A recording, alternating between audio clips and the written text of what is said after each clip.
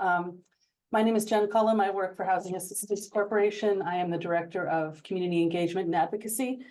And tonight we're offering our second in a series of municipal trainings for elected officials and curious people and people in the community that are interested in learning more about different subjects. And the genesis of this was really in my travels around Cape when I'm talking to different groups of housing advocates and the things that they want to understand that they don't really understand, or things that they'd like more information on. And this was a topic, form-based code. So I've had the pleasure of working with Elizabeth Jenkins for 12 years as I was a counselor in Barnstable, as many of you know. And she's a very highly regarded town planner, our director of planning and development. And let's see, our community of Barnstable won Community of the Year for the Mass Chapter of American Planning Associations under her leadership. So because of form-based code being passed in Barnstable, this is not a Barnstable-centric presentation or conversation. This is more about form-based code and how it could apply to other communities for the purposes of educating. So I want to thank everybody for coming. I'm going to spotlight Elizabeth so she can walk us through her knowledge, and hopefully at the end we will have a little time for a Q&A.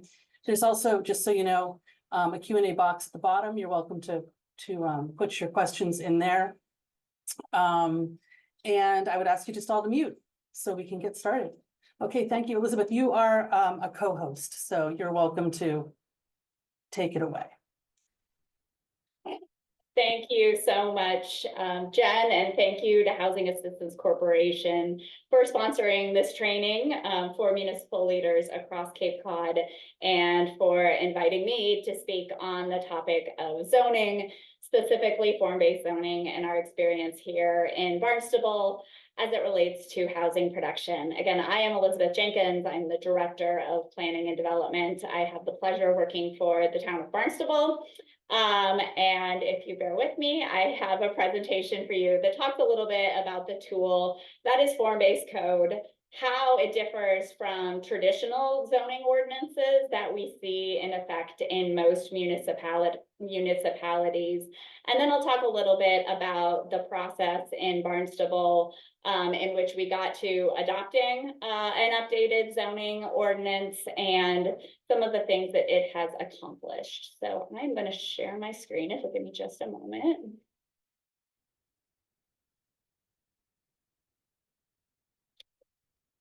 Right. How is that, Jen? Can you see that okay? Yes? All right, fantastic. Thank you. I know on Zoom.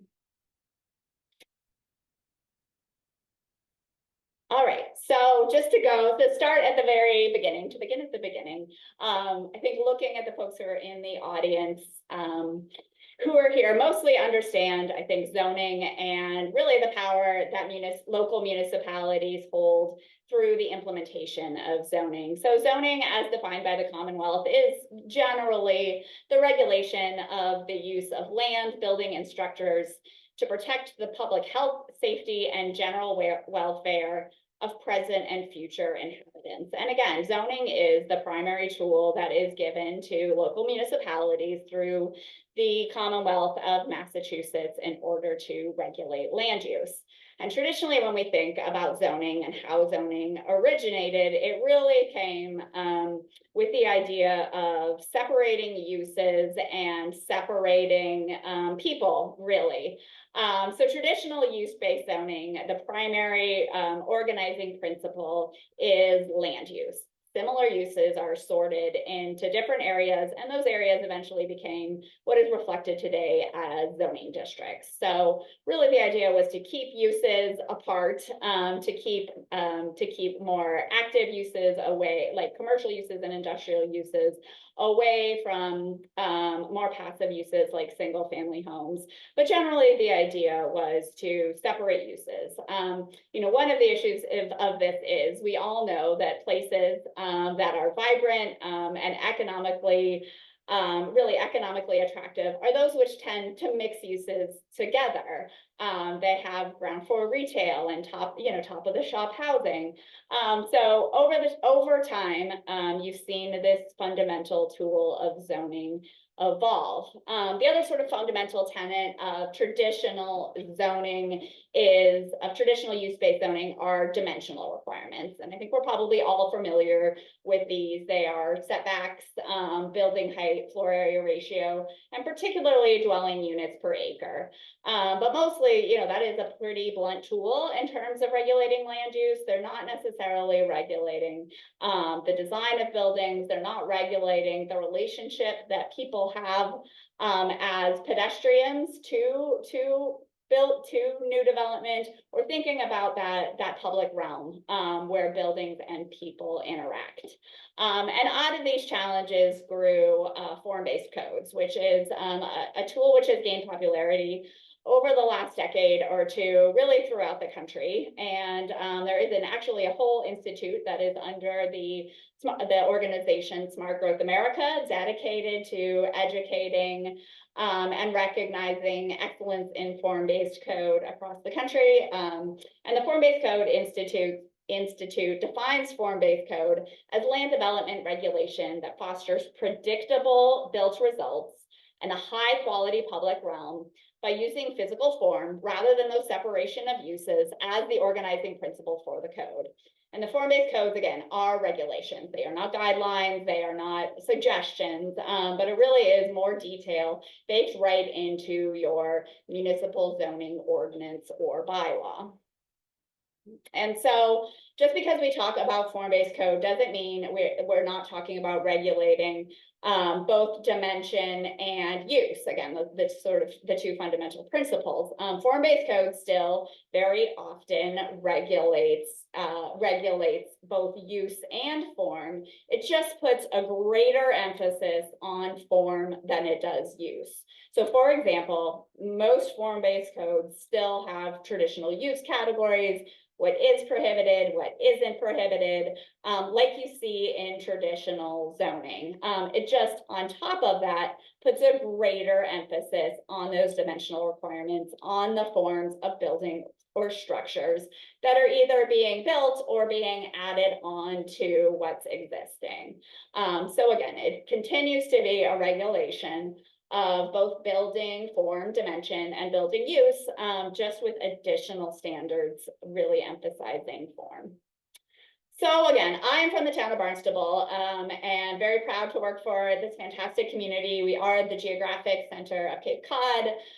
We're the transportation hub. We are a gateway city, which gives us a lot of tools and resources to be able to dedicate to planning, housing, and other initiatives. We invest a lot of resources into public infrastructure. We have a $54 million annual capital plan, and we have a little bit of a unique form of government compared to other towns on the Cape. We have a manager council form of government with a professional manager and 13 elected precinct councilors that meet at least twice a month. So this is differing a little bit from the types of town governments that you see otherwise on the Cape. But I do think it's important to understand that this is where we operate. And town of Barnstable also is made up of 7 different and distinct villages.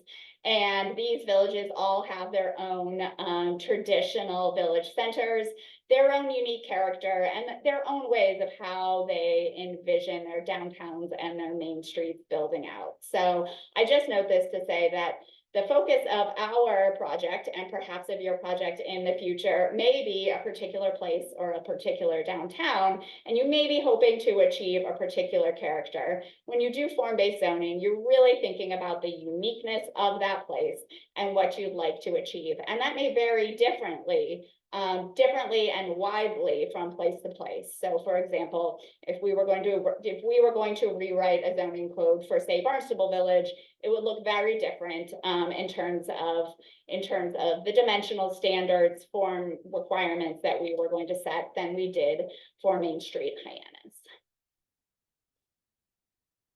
And again, thinking just a little bit about the planning that goes behind zoning. I am a big believer in planning before zoning. The town of Barnstable for many decades has had a land use plan which directs new public growth and investment into an area we call the downtown Hyannis Growth Incentive Zone, largely looking to direct growth here and to prevent growth in the western side of town where there are a lot of sensitive resources, traditional single family character that everyone wants to see preserved. So the focus of the project we did here in Barnstable was the downtown Hyannis Growth Incentive Zone, really with the idea of looking to reinvest in some of the properties on Hyannis Main Street that for many decades have been either vacant, underutilized, frankly, just dilapidated, and think about how we could give new life to those properties and new vitality to downtown.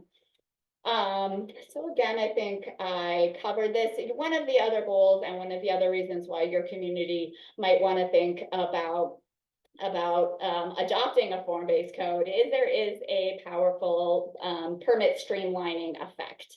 The more specific you can be in your zoning upfront about what you want to achieve in development, the less need there is for additional reviews as those developments go through the review process. So one of the reasons why you might think about adopting a form-based code is to streamline your permit process for new housing or new development.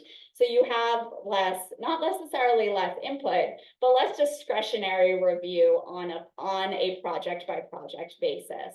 So you really have to have a solid plan for getting public input into your form-based code, because these are the regulations that are going to guide development into the future. Really think about, you know, what you want for your area up front. Be very specific about it in the code so it reflects, so you're sort of doing that work up front. You're reflecting those community desires for your place in the zoning instead of having to regulate that zoning on a project by project basis. So the process in Barnstable was an integration of our housing and economic development programs, really looking to set the table for new investment in downtown, thinking about how we can revitalize historic Hyannis Main Street by bringing year-round residents to the street. This idea that the best way to activate spaces is to put people in them. And the best way to encourage people to be in spaces is to have them live there year-round and 24/7. The zoning was not done as a project in and of itself. It was done as part of a larger effort in downtown Hyannis and in collaboration with the Cape Cod Commission to invest not just in zoning, but invest in public infrastructure and public spaces, truly creating a great livable space downtown. And at the same time, supporting our local businesses and economic centers by increasing the activity, by increasing the number of patrons who are coming downtown to visit all of our local businesses. So our project was done in 3 phases. Again, community resilience by design to start to answer the question, you know, what types of building and housing forms are most appropriate in downtown? What's already present? What are those traditional neighborhood patterns that already exist? And how might we be able to think about either adding or infilling, reusing what is there to be able to support housing in our community? So we started with community discussions. We moved to the downtown zoning ordinance rewrite, which I'll get into that a little bit more specifically, where we utilize these form-based code techniques. Certainly, we could have looked at rewriting this code without going down this form-based direction. But again, we really wanted to think about how, if we were going to encourage new development, it fit the character of downtown. The third part of this project was unified design and historic district guidelines and regulations. And I'll speak more to this, but you know, zoning, at least the zoning that we wrote was largely based on traditional dimensional standards. we do have an overlapping jurisdiction in downtown Hyannis, which is our Hyannis Main Street Waterfront Historic District that has authority over the exterior appearance of buildings that helps regulate design and materials going forward. So again, the broad purposes and objectives that we had when we started the project were to promote mixed use and multifamily housing in downtown Hyannis, to protect our historic maritime and character, and not just to protect our character, but think about how we can improve that urban fabric of downtown. A downtown that for a long time has been subject to overdevelopment of surface parking lots and underinvestment in certain types of uses that have produced, again, vacant motels, other sort of vacant storefronts. How can we encourage reinvestment and create a vibrant Main Street in a way that is consistent with our historic character and traditional development patterns?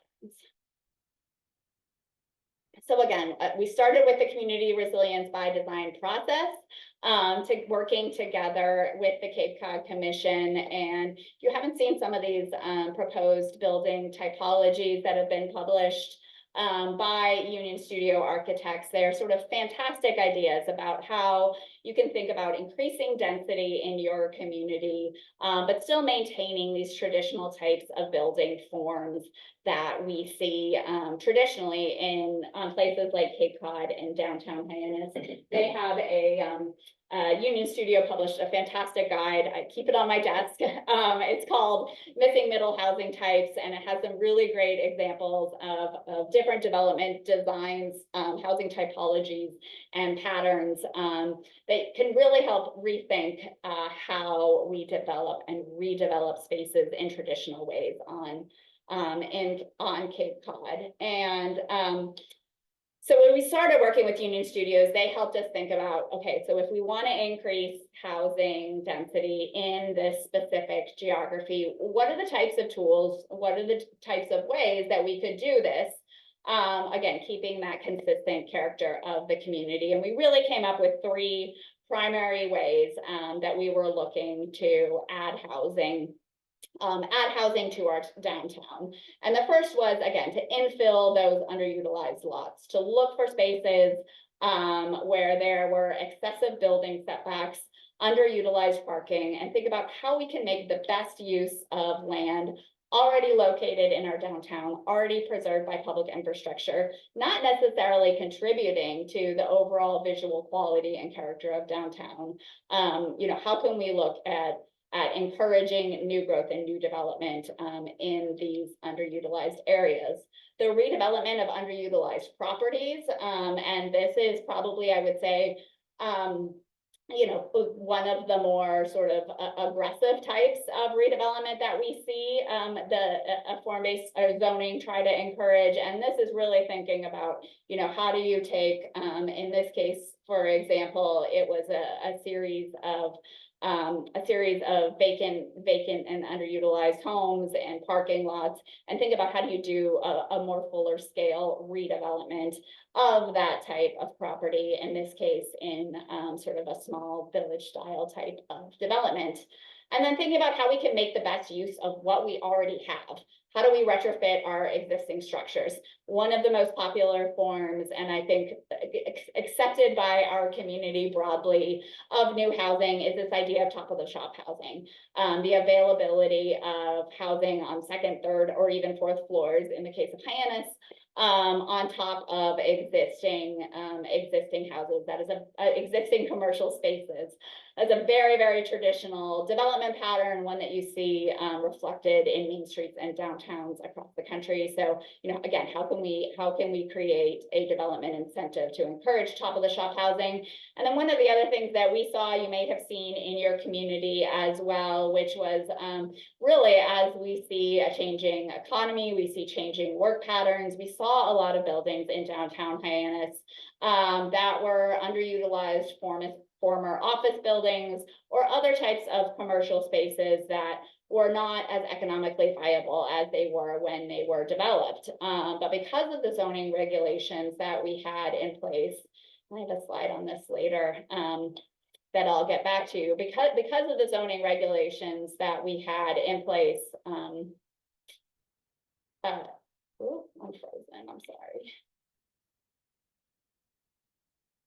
We were seeing property owners having trouble converting existing office buildings into housing because, for example, they were on a small lot and you could only do 1 or 2 units per acre when really they were looking to do 6, 7, 8 units per acre, and could no longer utilize those buildings for viable residential purposes because of the restrictive units per acre zoning metric that was in our existing code.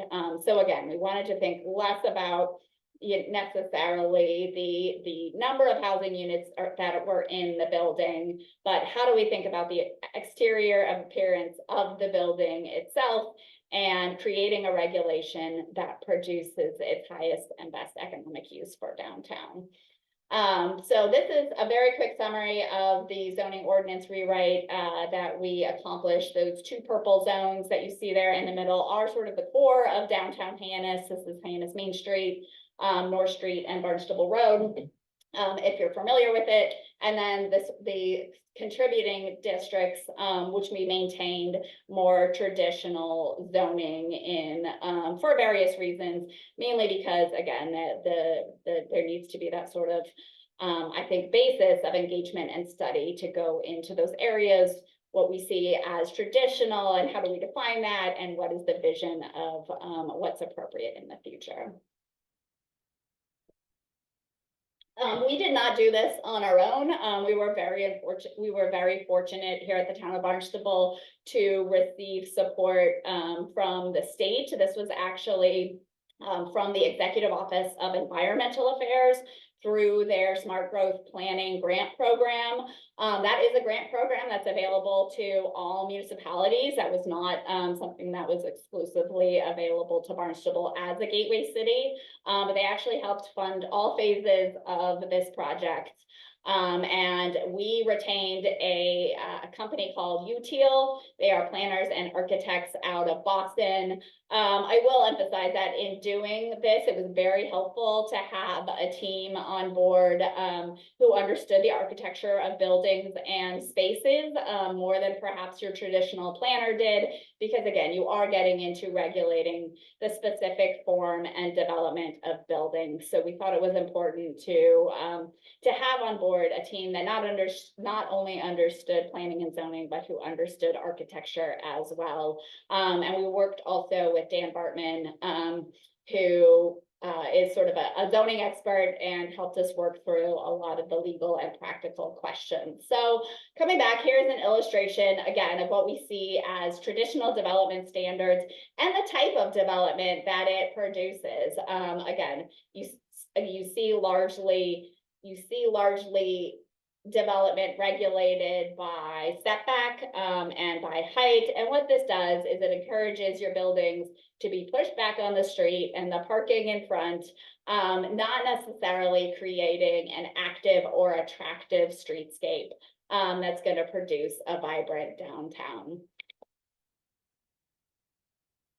So here, for example, are the types of, some of the types of building massing and design standards that were included in our form-based code. We included regulations that included how much of a building frontage needed to be occupied by a building, minimum and maximum setbacks from the street, again, preventing new development from being set back and having parking lot in front. So mandating that parking happened in the rear, different specific standards for roof types, including the pitch of roofs, as well as for upper stories, requiring those upper stories to be set back from street frontages in order to minimize visual impact of taller buildings, and regulating from both what we call the primary street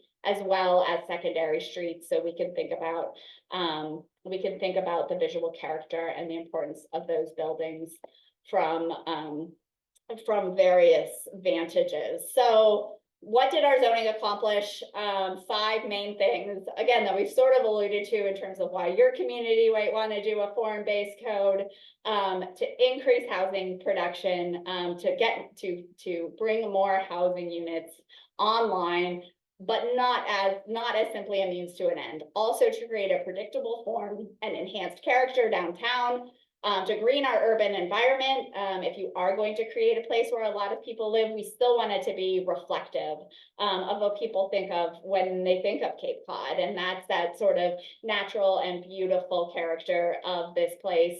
Emphasizing place over parking and creating an ordinance that is accessible and user-friendly for both your regular resident and your business who might be looking to invest in downtown. So again, I said I would come back to this. Challenges to housing production that we see in many different zoning ordinances, and that we have present in our code downtown before we took on this rewrite, is that, again, as the zoning standards that are currently in place in many places do not match with the outcomes that you're trying to achieve. Most places are not zoning for what they actually want to see. And the primary problem that we identified were these what we're calling ratio-based zoning metrics: dwelling units per acre, floor area ratio, parking spaces per unit, parking spaces per restaurant seat, just really not reflective of the way that people were using downtown or using the spaces downtown. And especially when we looked at downtown Hyannis, a wide range of lot sizes that, again, was not producing predictable development patterns. So just walking through a little bit some of the specifics of how our form-based code works. And I will just say for a moment, there are many different elements, many different levers that you can pull on a form-based code. I really think of this as the zoning ordinance that was written in Hyannis as a form-based code light. Form-based codes can be much more prescriptive in terms of the types of developments that you want to see on very specific parcels. We were looking at a larger area, so our ordinance became a little bit more generalized. We fell somewhere sort of in between that traditional use and form. But please know, if you're thinking about using these techniques in your community to create that predictable type of regulatory framework, there is a spectrum on which you can regulate. So again, I spoke to both minimum and maximum primary front setbacks and secondary setbacks to establish buildable area on a specific lot.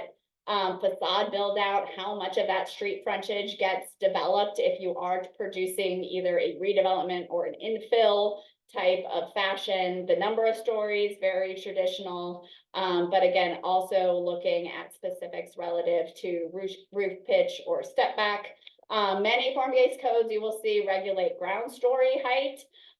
So again, this really thinking about how people on the street and pedestrians relate to the built environment, thinking about encouraging these very traditional development patterns where you see greater ground story heights and lesser upper story heights. So that's all specified within the zoning. And again, there's an illustration of that upper story setback that we used to, again, encourage development that was able to accommodate more units, but step back the visual impact of that downtown. And certainly, the Hyannis form-based code allowed for that 4-story. Probably not a lot of places on Cape Cod where that's appropriate, but maybe thinking about that as a 3rd story in your community. And then our code goes a little even further, as I spoke to, regulating the specific design of buildings. So it provides essentially menus of options for different components, including roof types, gables, dormers, and also for other building elements, encouraging balconies, windows, and then again, getting back to the idea that zoning can really promote not just what happens on a private development, but the intersection between that private development and your public realm, a different menu of what we call frontage types, really thinking about how that pedestrian interacts with the street, and lays out a menu of different frontage types that can be incorporated either into new development or redeveloped properties going forward. So those are some of those examples. So again, what we looked at were, this is a real example of traditional development patterns that were produced by traditional use and dimensional zoning in downtown, of course, over many, many years of development, but you'll see features such as single-story retail, these large surface parking lots, large setbacks from the street. And in the area that we sort of think of as Cape Cod's downtown, we looked at what the potential that could be created if, again, over a very long period of time, these lots were either infilled in small incremental pieces or redeveloped. And what you'll see here is, again, this reinforcement of an active and pedestrian-oriented streetscape, and really an increase in the number of housing units or other types of uses that can be accommodated in the same amount of space, again, in a way that is much more aesthetic for folks who are using this public space. So again, here is another example of development, again, being existing here in Hyannis, and thinking about how, if you're looking at the development, again, over a very long scale, what that could potentially look like in the future if properties were developed and or redeveloped under the type of development that is promoted through a form-based code. So also wanted to mention here that there's not just one type of housing typology or housing development pattern that can be produced with a form-based code. It can be written in a way that can produce a wide range of different housing types and typologies, or again, mixed use types and typologies of development going forward. And one of the things that we have heard about is that we have done a couple of projects, and we have had a couple of projects come forward, and I'll show you a couple of examples later of some of those larger scale redevelopment happening. But I think one of the stories that's not really getting told in downtown Hyannis are all of the housing units we are adding in downtown through small incremental investment, either in reusing existing buildings for housing or other types of mixed use, or through small additions, infill development in backyards that wouldn't have otherwise been usable. These very small incremental types of changes that are happening downtown, again, really to bring new residents and new investment into this area. And again, I just want to quickly highlight that our zoning didn't just focus on buildings and form. We have a fantastic staff here, one of which has a background in ecological landscape design. So we asked her to take a look at how can we, if we are going to increase the amount of a lot that can be utilized by a building, how do we in turn increase the landscaping requirements for areas that are to be reserved as green space. So we greatly enhanced the landscaping requirements that are in the code in downtown Hyannis. Our traditional code would have produced something like this, street trees, where the new code requires much more specific and enhanced planting standards. This idea of enhanced place over parking, Hyannis has had as its primary land use for many, many decades, surface parking lots. There is an abundance of empty surface parking in downtown Hyannis. So how can we encourage uses going forward to start to think about incentives to share those parking, different uses with different peak hours? How do we encourage private property owners to work together and talk to each other to make the best use of our existing parking spaces in order to support more higher quality and more visually appropriate development downtown. So we did reduce our parking standards, but at the same time incorporated provisions to help encourage shared parking downtown. Again, we wanted to create a user-friendly ordinance. A lot of the principles that I talked about in our zoning were actually there in our prior zoning code. They just really weren't illustrated or visually accessible to people. So we have zoning summary tables that outline all of the regulatory requirements in each one of the districts, as well as outlining all of the uses that are required in all of the districts. And finally, I wanted to mention again the second part of this project, which the area in which I would say is largely concurrent with our most intensive zoning district is also regulated in Barnstable by a local historic district. So we really thought to create a secondary document that provided direction on design, and not just direction, but regulation on design that took into account the objectives of our local historic district commission, and that was compatible with our existing zoning. So for example, some of the things that are in that document, building considerations, so minimum and maximum step back for buildings, additional site plan and landscape design considerations. We're actually doing yet another project to think about signage and signage considerations. Although they are in there are signage guidelines more generally in the code we're doing now. We're going to do yet another revision to be much more specific on the type of signage that we see downtown. And at this point, our planning board has chosen to adopt these guidelines. Our historic district commission, they already have a set of guidelines.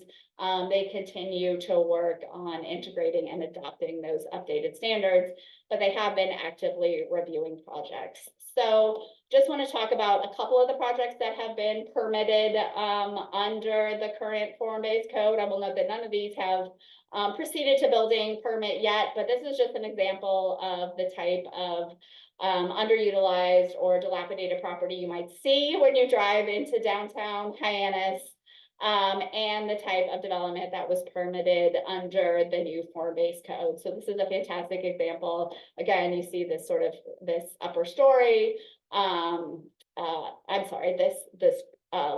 This larger, taller ground floor. And then this upper story setback that's reducing the visual impact of the project. So that is a fully permitted project on the Cascade site. There is a project in permitting, or actually permitted on this TD Bank site in Hyannis, which was a former vacant office building, where you see the form-based code at work here, again, encouraging buildings to interface with the street more actively. This variety of roof types and dormers, and again, a more activated streetscape. And I did want to especially highlight this project, which is in the works by Housing Assistance Corporation. As you can see, this is one of our most notable underutilized lots downtown. It was originally slated to be an auto body shop, and then it was slated to be a car wash. Housing Assistance Corporation has been working on 50 plus or minus affordable home ownership units on this lot. And finally, a property that has been long vacant and anchored downtown at the corner of Main Street and Ocean Street is being brought forward for redevelopment, which again, you can see this fantastic mixed use style with the ground floor development and the second story above that, and that is a condominium form of project, which is currently moving forward. But the last thing I did want to highlight is those are sort of the big showy projects. There have been many sort of smaller projects which represent the incremental type of change that we were hoping to produce out of the zoning ordinance Again, really that smaller scale infill and reuse of buildings. They don't necessarily make for the beautiful showy picture, but very happy about the way the code has performed in producing that type of development. So again, I'm Elizabeth Jenkins. This is my contact information here on the screen. If you have any questions about how we got started with form-based codes or want additional resources to research the tool, please feel free to reach out to me. I'm happy to take questions. I'll turn it back to Jen. Hi, yeah, so there is actually a question in the chat. Let's see, a couple, I believe. But in advance of answering those questions, I wondered if you could touch a little bit on outreach and the outreach that you did to the community on it, and maybe a little bit like what process looked like for Barnstable, keeping in mind that we are actually, you know, the council form of government and not the town meeting form. Right. I wonder, just touch on those two things quickly, because I think that might answer a couple of questions coming forward. Sure, and I did want to highlight that because it does sort of set up for a different process in terms of how our zoning ordinance got adopted. We actually started this process, and I do want to fully admit that the act of writing the zoning wasn't as streamlined as it could have been. We originally started that community resilience by design probably pre-COVID. But then saw a lot of disruption in our ability to connect with our public in a meaningful way. So we did that community resilience by design, which included visual preference surveys and several public meetings. But then several years later, sort of as we were coming out of COVID, reconvened on this project. In terms of outreach, we held, we really try in Barnstable to not just invite people to the traditional meeting, but to go where folks are in order to help make them aware of projects going forward. So before this was sort of officially introduced into our process, I think we held 2 virtual public meetings to walk through the zoning and to talk about how the proposed zoning differed from what was in place. We held an entire meeting that sort of focused on, the changes that were being produced. So we had some significant community outreach before we introduced this as a formal item. We, for example, mailed postcards to everybody within the affected area so they were aware of it. We held office hours, both open as well as virtually, for folks who had questions specifically about either how it could affect their property or how it could, the effect it would have on the greater area downtown. We engaged with our civic association. And then, of course, we had multiple public hearings through the formal adoption process, at which this was presented to the public. In addition to sort of engaging with our regulatory boards, really looked to connect with people and make them aware of the not just what was being proposed, but how it differed from what we had in place prior to this project. That's awesome. Can I give a couple of questions here from the group? Let's see, I think the first person to ring in was Amy Hunt. I'll just get her question here. What's shared parking is your question?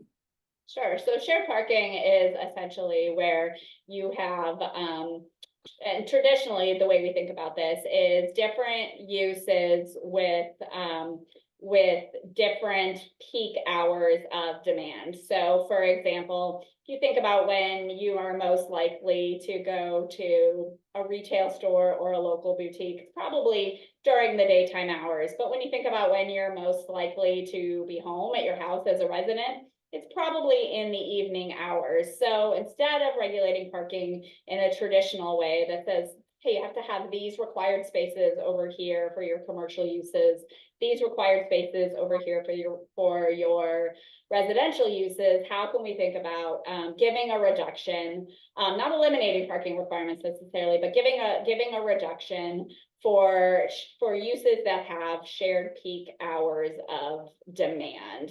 And again, giving sort of automatic credit for that within our zoning. I'll go a little further to say that within downtown Hyannis, we do have a lot of publicly available parking. At least it's very available most of the year, definitely in July and August, we see that peak crunch. But really thinking about, how can we best utilize that parking, and really try to encourage property owners to work together to make the most out of those existing spaces. Awesome. How many units, will we be adding in, that's another question, will we be adding in Barnstable in this particular zone because of form-based code right now? I mean, obviously it changes as properties booked for sale, it changes as developers come in, but the ones that you referenced maybe with regard to already having permits or having sold permits or whatever.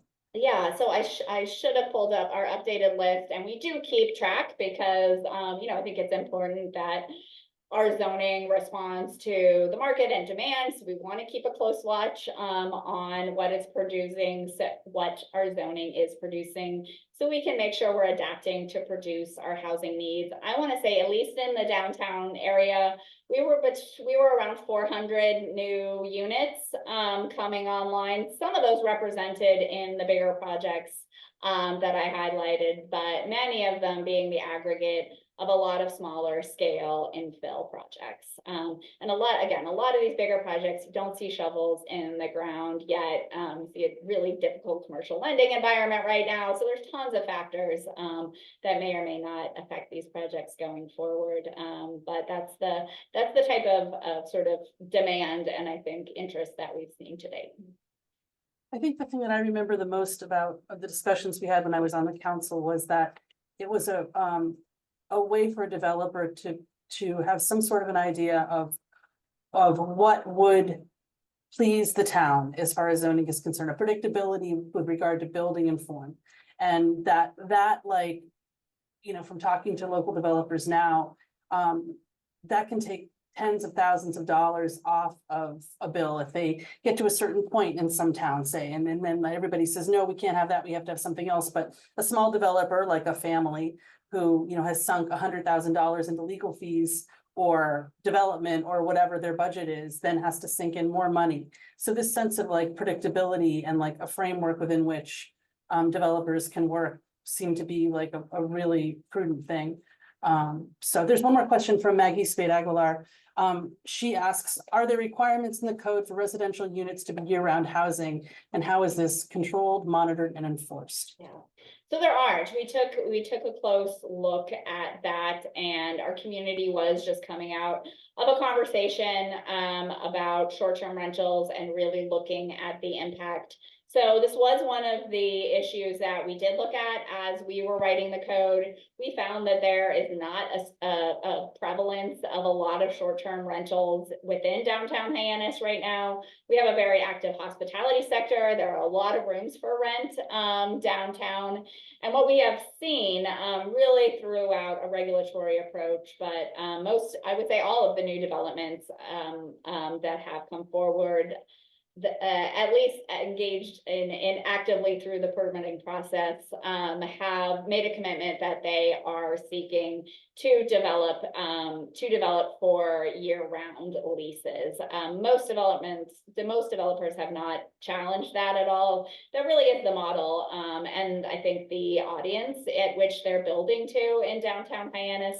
We have some of the largest employers on the Cape in downtown Hyannis. We have the hospital, we have town government. There are a lot of jobs in downtown Hyannis, and there's a very strong demand for workforce housing. So I think what we've seen is we have seen developers building to that market and have not yet seen a lot of concerns about seasonal housing come into this discussion downtown.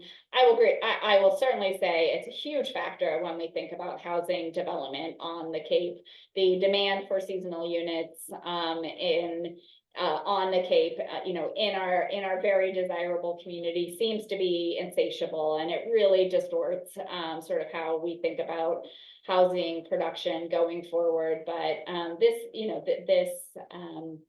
this zoning, and at least in this particular area downtown, was really geared at the development of workforce housing. And I don't love that term because it doesn't really mean anything. It just means you're building to a market that of folks that are in our workforce who are looking for those smaller scale units, maybe not your traditional single family home options, and are looking to be able to walk to work, or even in some cases take the ferry to work. We have seen a number of year-round employees on Nantucket who have who are now residents of Hyannis, just sort of a spillover of their housing shortage on the island as well. Right. So Linda has a question. Linda, would you like to go?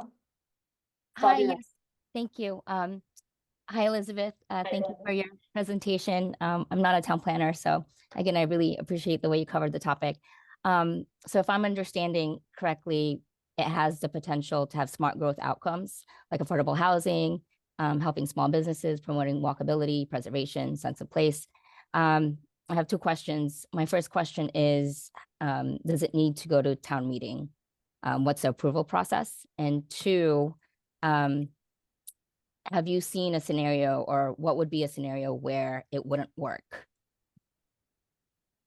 Yeah, so absolutely. I think to your first point, when you think about generally promoting compact development patterns, there are so many benefits to that, both socially and environmentally, especially in a place on the Cape, to encourage walkability, to reduce auto dependence. And as you increase the number of housing units that can be built on a property, you know, it sort of automatically builds in more affordability per unit.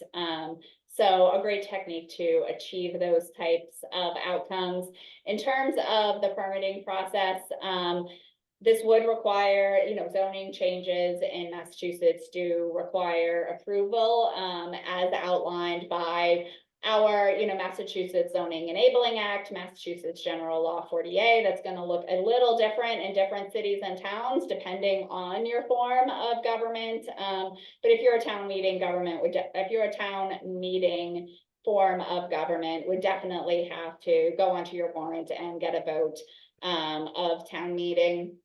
At least in terms of how that's happening here in Massachusetts. The way Barnstable approached it was a comprehensive zoning rewrite. We addressed a full scale of issues, not just housing. There are other types of zoning amendments which can move forward under 40A now with the majority approval. But if you go sort of beyond that scope of housing, it is a 2/3 majority approval by whatever your governing body is. So again, that's how these move forward. In areas where these wouldn't work, you know, again, I think we personally really tried to stay away from, you know, regulating very specifically our more traditional types of neighborhoods, our single family residential homes. We couldn't see, you know, necessarily, we couldn't predict a great response from residents in trying to tell them, well, you know, you have to have so many windows on your front facade and your roof has to be just like this. So we really stayed away from some of those more specific types of form requirements as they existed in some of those very traditional single family residential pockets within downtown.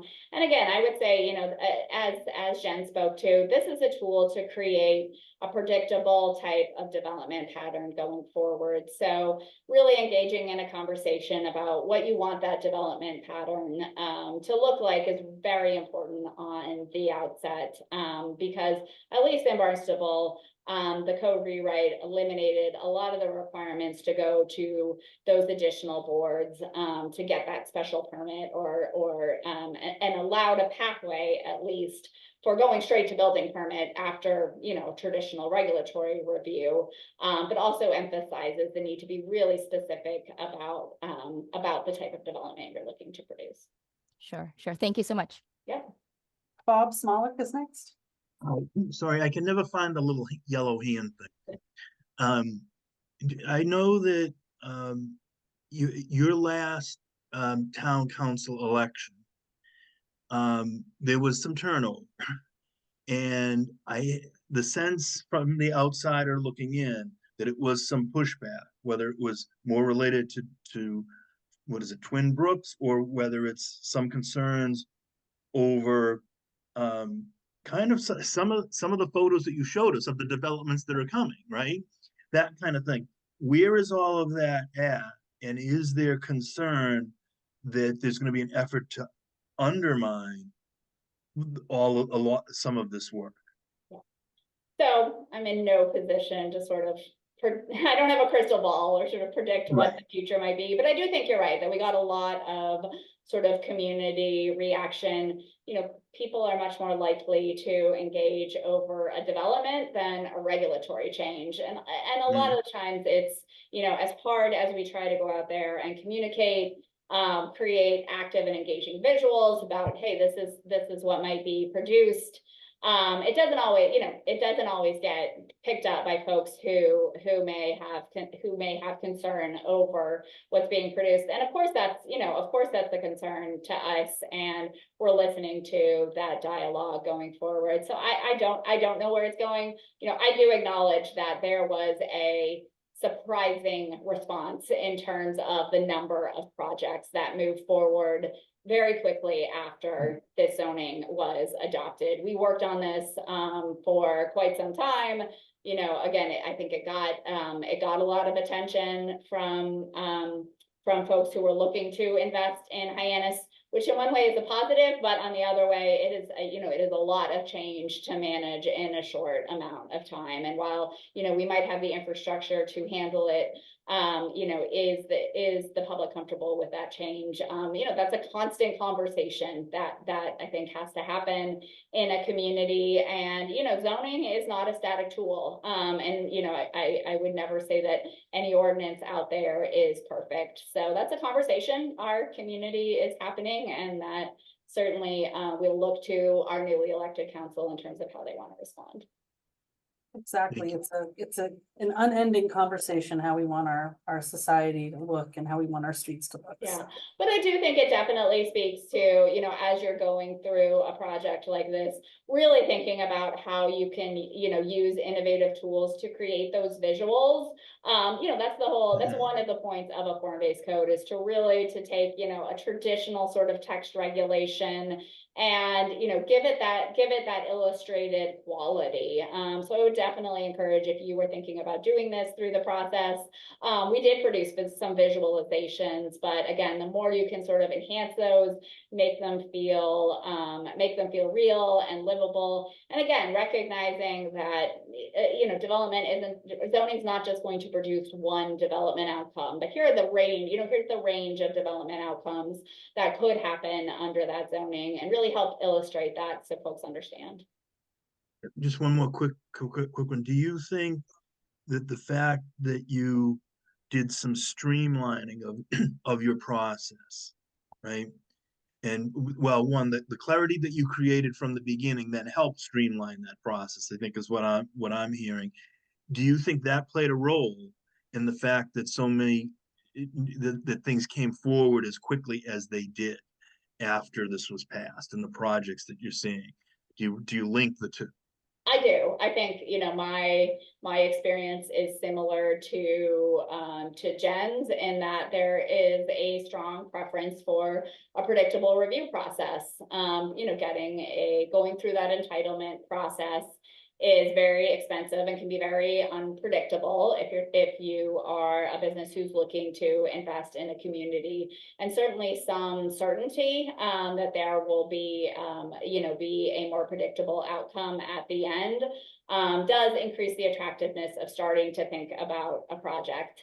You know, and the other thing I will add is that certainly working in a redevelopment framework like exists in many of our small village centers, you know, is very, very different and a lot of times a lot more difficult than working in sort of a traditional area where there aren't as many barriers to development. So for example, out in the industrial park or in a large, you know, in a large sort of greenfield type of environment, where there aren't as many dynamic factors. So there are a lot of challenges to working, again, within these historic development patterns, and that you wouldn't see in other types of locations where you might be seeking to develop a project. So sort of balancing that out by creating more predictable regulations. And again, not necessarily easier regulations. They're very prescriptive. We have one of the things we added towards the end of the process were very specific requirements, say for posting landscape bonds, to make sure that people were in fact implementing the zoning as we envisioned it. So I wouldn't necessarily call the overall compliance process easier, but I would call it less discretionary. Thank you. And there's less historic boards in places like the industrial park, you know, I mean, that's another thing, like, that can be glitchy. Yeah, it's just a different standard. You know, we think about downtown Hyannis as this, you know, extremely valued place by our community for its historic character. And we want to make sure we're taking great care that anything that does come forward is reflecting on a really detailed level, the, you know, the traditional types of development patterns that we see there that have been so beautiful and really bringing them forward to something that's buildable, that's reasonably buildable, but also working within those, again, traditional development patterns. And yes, I do think it's very important to mention that in Barnstable, we do have that Historic District Commission that adds that other level of discretionary and visual review. No, Bob, but he's on the Affordable Housing Trust in Dennis, just to make a connection there. Because he's been asking about form-based code and this, one of the. Yeah, definitely watching what you guys are doing over in Dennis and some of those areas, trying to create more mixed use. So form-based code would be a great tool. Mary Leclerc, did you have a question? You're muted. Can you hear me now? I can. Thank you for coming. Yeah. Oh, as someone who's fought these battles for a while in my history, I just have to say, I think education is the most important part. Getting people to know the real facts and not all the facts that are floating around, you know, the people that are, you know, whether you're for or you're against, weigh the truth. I mean, look at everything and make your own decisions, I know exactly what the last speaker, this is to him. Education, letting people know what you're trying to do. We in Mashpee have been, I live in Mashpee Commons, which is one of the nicest places to live in. And that is form-based. You know, we are, but it's a battle. It's a battle. And it's so good. Of a successful form-based code in Mashpee Commons. You know? We still have to get it through. It still isn't through. So, but we keep going. And it's so good to see a group like this together. This is how you do let the voices go out of what we're trying to do, because it's for the benefit of everyone on Cape Cod. So thank you very much. And Elizabeth, you did a great job. Thank you, Mary. And yeah, again, just to echo that, I could not agree more. I think it's so important that we don't shy away from these community conversations, whether they happen in these forums or whether they happen one-on-one. We don't talk to each other enough anymore. Not enough. No, yeah, we gotta right? keep, we gotta keep this going. Have the opportunity to sit down face to face and talk about, you know, this is what I'm worried about. So I think really having a planning department, and I have a fantastic staff who always has their door open, and we're so fortunate to have that, and always invite folks in for questions. Right. Yeah, we do have a fantastic department. You're right. There's two more questions, and then I think we'll have to end because we're after 5, but Megan Mortz had her hand up. Megan, you want to go ahead? Yeah, I had two questions, one of which might be kind of out of the blue, and another that I hope I can remember. So the first question, has there ever been discussion of land value taxation versus property taxes? I'm not sure what that would look like for Cape Cod, or even if it would make sense, but it's been interesting reading about it. And the other question is, would there be local preference for these new builds? So on the land value taxation, that's a very interesting question. I will say we have never had a conversation in Barnstable about land value taxation. As a professional planner, sort of outside of the context of policy downtown, I think it's definitely a powerful tool in thinking about, you know, the value that a property holds and encouraging, you know, encouraging investment.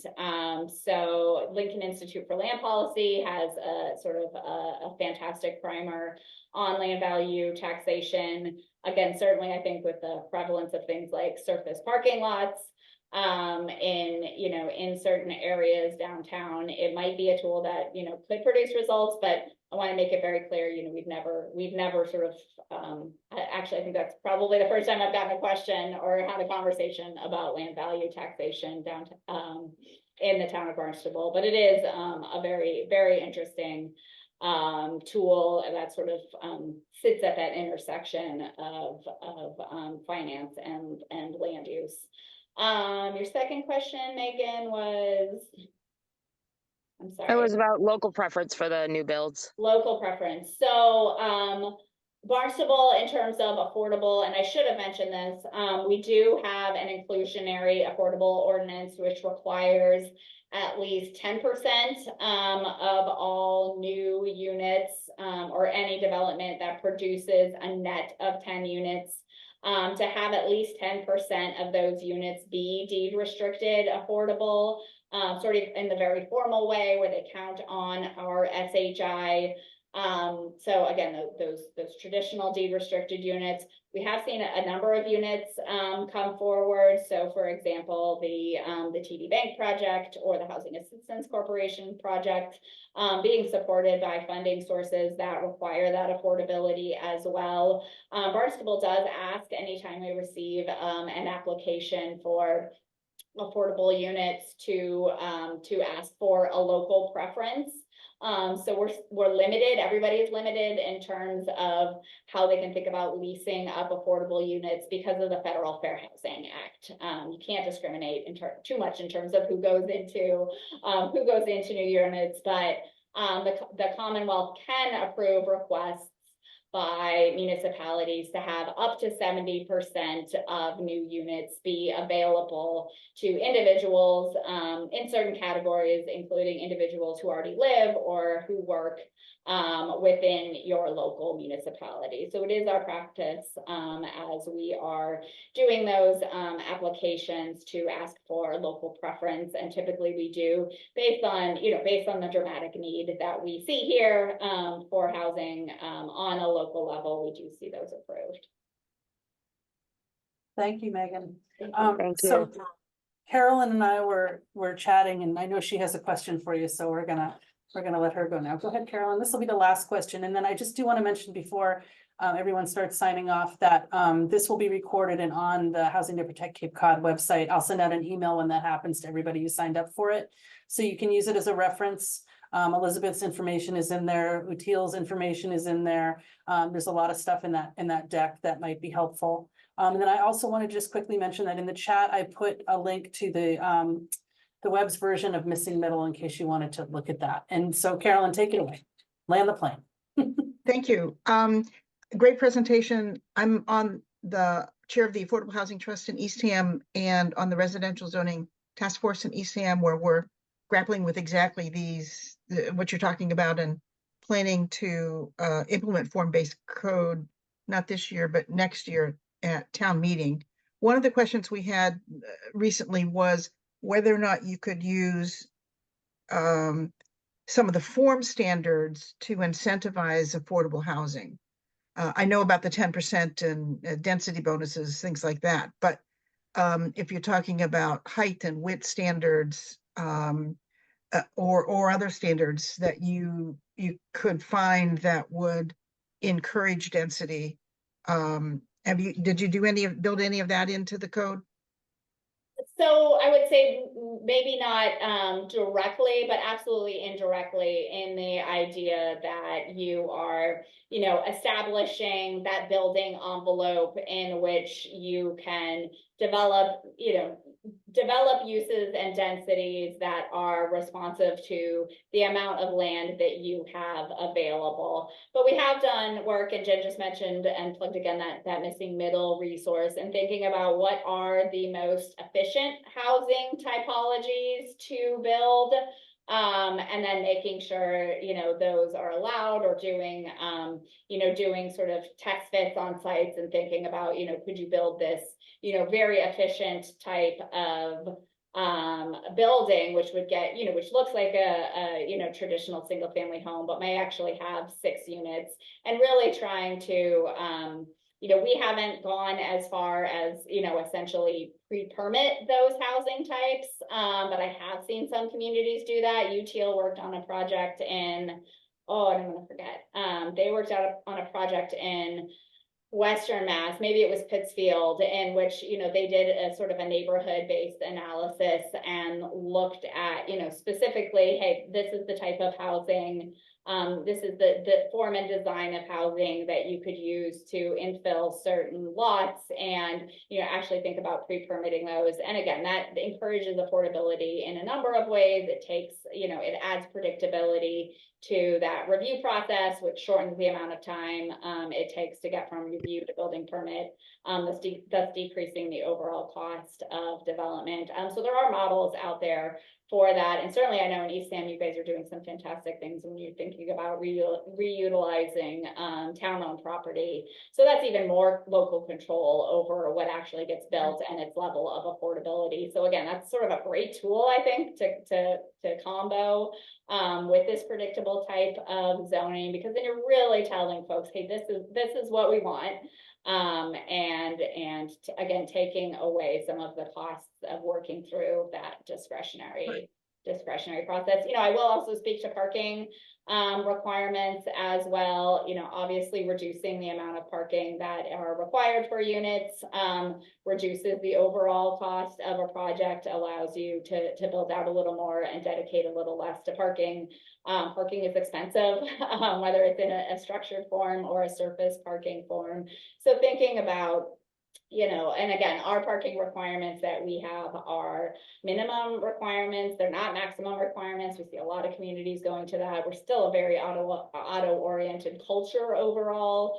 And again, in downtown, we have a lot of sort of opportunities for shared parking that might not exist in other places, but really thinking about how, what all those levers are in terms of what go into the cost of development, and making sure they're balanced in a way that meet your sort of community desires, but don't place unnecessary cost or burdens on development. Okay, thank you.